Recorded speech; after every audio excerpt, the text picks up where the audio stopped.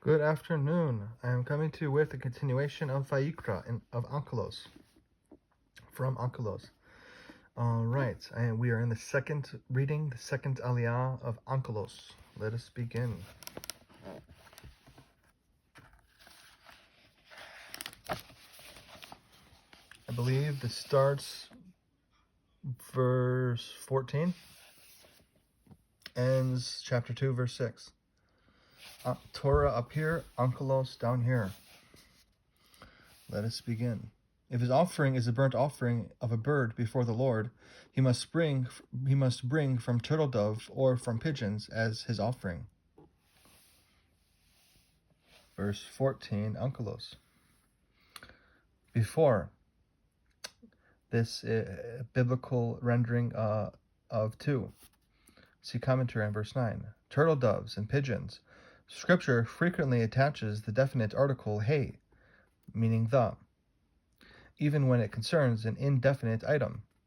Thus, in verse 14, although Hatorim and Bnei Hayona, the turtle doves and the pigeons, are used, the Bible is not referring to specific turtle doves or pigeons. Therefore, our Targumist renders the nouns as if they lacked the he.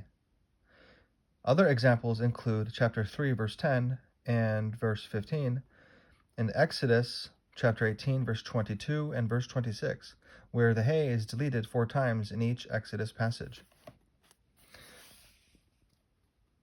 Verse 15, Torah. The priest brings it to the altar, pinches off its head, and burns it on the altar. Its blood is drained out against the altar wall.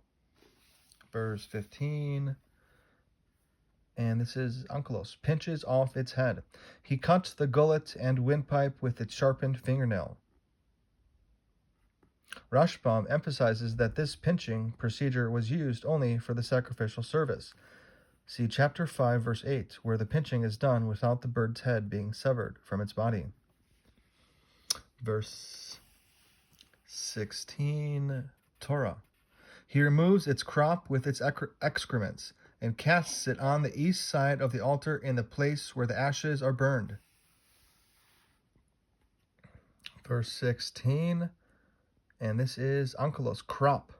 The Targumist renders scripture's murato as zepake, bird, crop, using the exact same word found in Sifra, from which he drew material for his translation of Leviticus.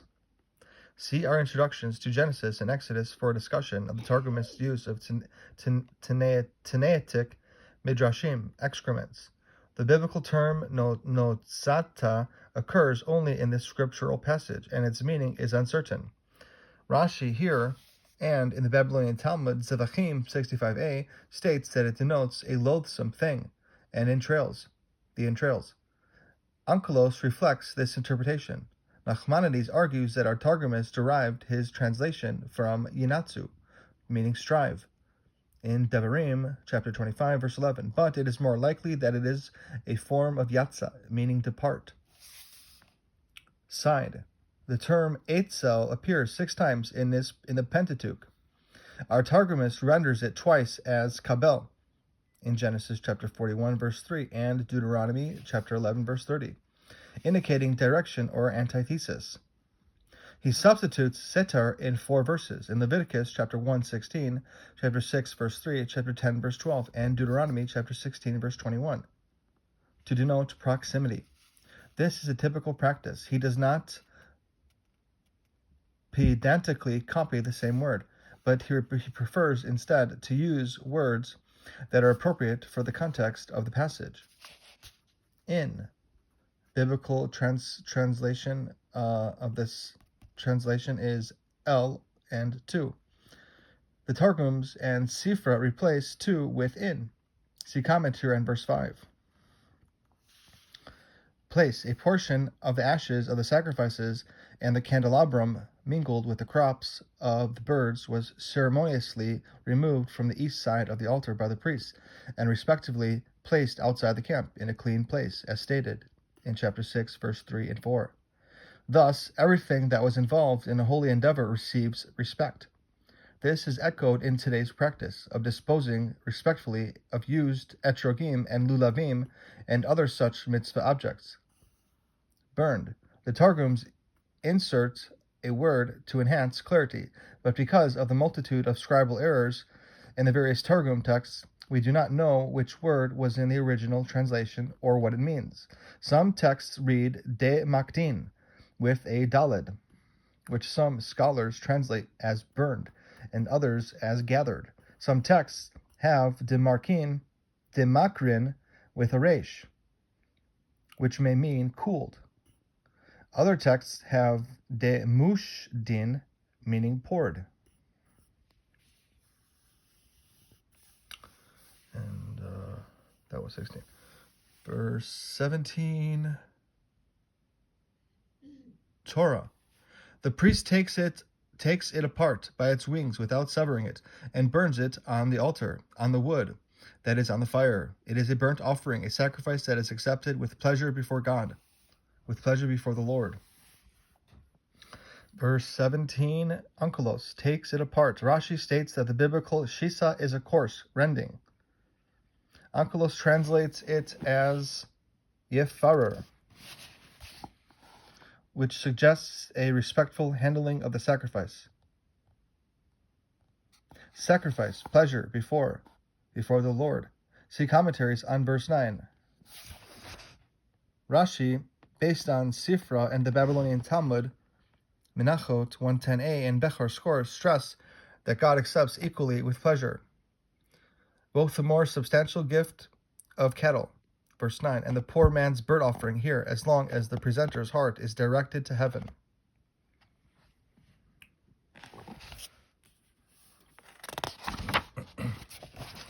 Chapter 1 highlights, Onkelos highlights, chapter 1. The biblical text often presents enormous difficulties to translators, both practical and theological. Among these are dots over scriptural words, large and small letters, and a host of times that the ketiv, the written text, differs from the kiri, the oral tradition for a word's pronunciation. Which should the translator select? Is he even allowed to ignore one of them, since both are in a sense holy? The Onkelos translator has to face these problems. In Leviticus 1:1, where the introductory word has a small letter aleph, he rendered he called, rather than the somewhat unusual he chanced upon, which would be the meaning of the word if the aleph were absent.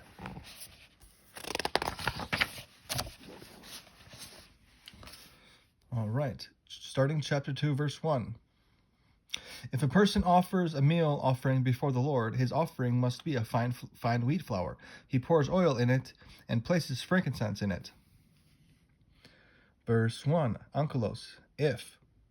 There were 5 varieties of mincha, or meal offerings: the unbaked fine wheat flour offering, the unleavened loaves baked in an oven, the unleavened wafers baked in an oven, the offering on a griddle, and the offering in a pan. The meal offerings were generally brought by poor people or indigent communities, which were unable to afford an animal sacrifice.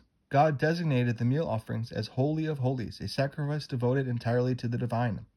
In contrast to the animal sacrifices, humans may eat none of it. Bechor Schor comments, the elevation of this meager sacrifice to the level of Holy of Holies shows God's love of the poor. Person, the biblically translated as nefesh, by using enosh, person, the biblical meaning of nefesh. The Targum avoids the post-biblical definition soul. Sifra understands nefesh to include proselytes and slaves, but not idolaters. Our Targumist avoids this halakhic interpretation as well as all others, even when they are in Sifra.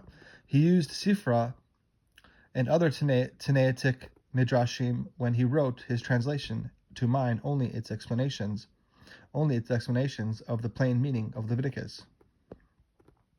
He avoided the midrashic interpretations when he felt that they went beyond the simple, overt meaning of the biblical language that he saw in the context of the passage. By focusing on the context, he occasionally used one Aramaic word in one verse to define a specific Hebrew term, but another when the context was different. For example, in chapter 21, verse 1, he selected dead to refine nefesh because the person mentioned in that verse had expired. In chapter 27, verse 11, and chapter 30, he substituted my memra, word or wisdom, because nefesh in that passage involves God, and he did not want to portray God having corporeality. In Genesis chapter 2, verse 19, where nefesh relates to an animal, he retains an Aramaic form of the Hebrew word. Sometimes, as in Exodus chapter 1, verse 5, he keeps an Aramaic form of nefesh simply because he had already used enosh earlier in verse 1, and he generally prefers not to repeat words.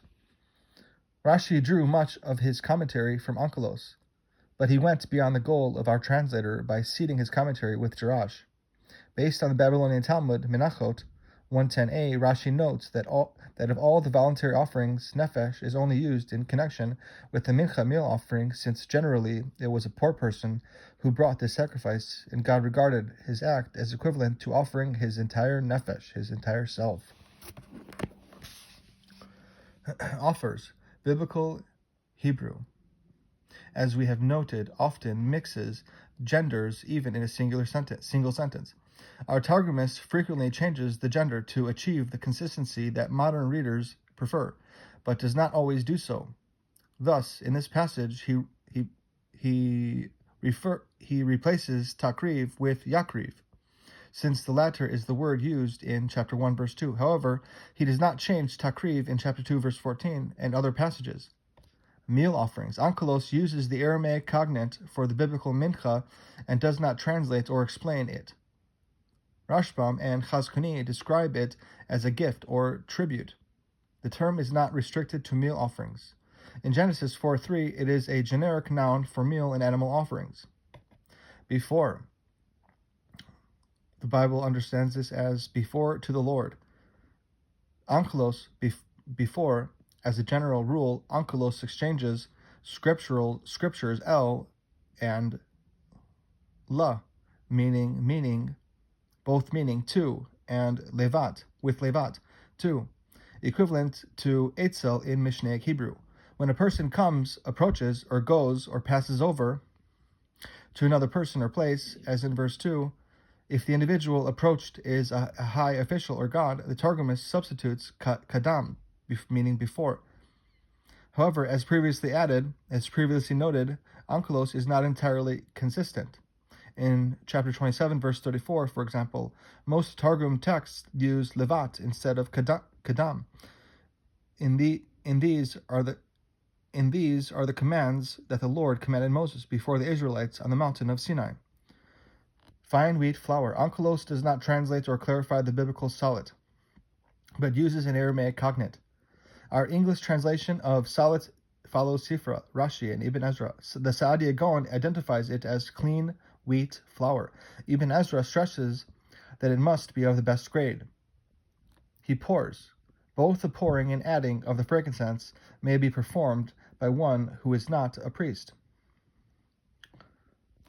Verse 2.